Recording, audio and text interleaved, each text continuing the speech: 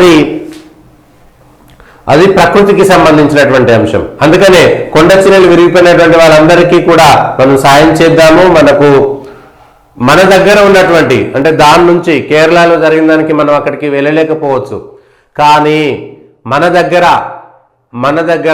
ఇట్లాంటి విపత్తులు రాకుండా హైదరాబాద్తో సహా తెలంగాణలోని జిల్లాలలో కానీ గ్రామాలలో కానీ నదుల పక్కన వాగుల పక్కన లేదంటే కొండల పక్కన ఉన్నటువంటి గ్రామాలలో మనం ముందస్తుగా ఏం చర్యలు తీసుకోగలుగుతాం అనేటువంటిది ఇప్పటికైనా ప్రతిసారి మనకే జరగాల్సిన ఢిల్లీలో ఎక్కడో కోచింగ్ సెంటర్లో నీళ్ళు వచ్చినాయి అనుకుంటున్నాం, కానీ మన దగ్గర మన సెల్లార్లలో మునిగిపోయేటువంటి బంగ్లాలన్నీ ఎన్ని మనం ప్రకృతిని నాశనం చేసి కడుతున్నటువంటిది. కొండలను తవ్వేసి గుట్టలను తవ్వేసి చెరువులను కబ్జా చేసి మనం ఎంతో వయనాడ్ అంటే ప్రకృతి సౌందర్యమైనటువంటిది. వివిధ రాష్ట్రాల నుంచి వెళ్ళి వయనాడ్లో ప్రకృతి అందాలను చూడడానికి వెళ్తుంటారు. కేరళ అంటే గాడ్స్ ఓన్ కంట్రీ. మరి ఎందుకు ఇట్లాంటి విపత్తులు జరుగుతున్నాయి? ఎందుకు ముందస్తుగా తెలుసుకోలేకపోతున్నారు? వర్షాకాలంలో వర్షం పడితే ఎక్కువగా పడితే ఏం చేయవచ్చు?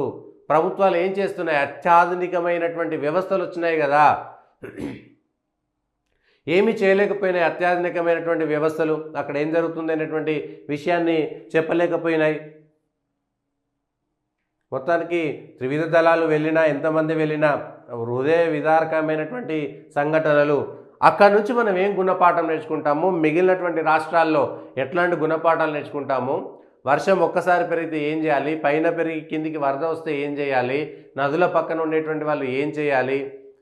కేవలం ఎన్నికల సందర్భంలో అప్పటికప్పుడు వచ్చినటువంటి తప్ప తిరిగి మళ్ళా దాన్ని సంబంధించినటువంటి చర్యలు ఏం తీసుకోరు. అయిపోతుంది. అప్పటికే ప్రజలు అట్లనే ఉంటారు, ప్రభుత్వాలు అట్లనే ఉంటాయి, ఓట్ల రాజకీయం వెళ్ళిపోతుంది. ఏముండదు. ఎందుకు ఉండదంటే